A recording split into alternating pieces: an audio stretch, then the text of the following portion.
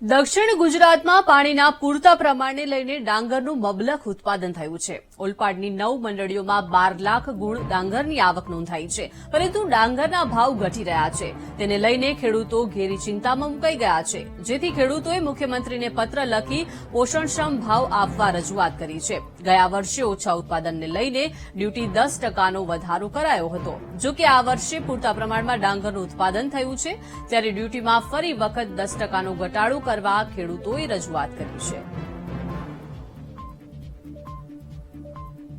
સમગ્ર કાંઠા વિસ્તાર અને ખાસ કરીને સુરત, નવસારી અને દક્ષિણ ગુજરાતમાં આ વર્ષે ઉકાઈ જળાશયમાં વિપુલ પ્રમાણમાં પાણી હતું અને જે રીતે રાજ્ય સરકારના સિંચાઈ વિભાગ તરફથી પૂરતા પ્રમાણમાં એટલે 111 દિવસ જે રીતે નહેર વહેવડાવવામાં આવી એટલે સ્વાભાવિક છે કે ઉનાળુ ડાંગરનો વિપુલ પાક થયો. અને ખાસ કરીને અમારી સાથે જોડાયેલી 100 વર્ષ જૂની પુરુષોત્તમ ફાર્મર્સ મંડળીમાં ખેડૂતોનું ખૂબ જ વિપુલ પ્રમાણમાં ડાંગરની આવક થઈ છે. લગભગ 12 લાખ ગુણીની આવક થઈ છે, એક વિપુલ પ્રમાણમાં છે.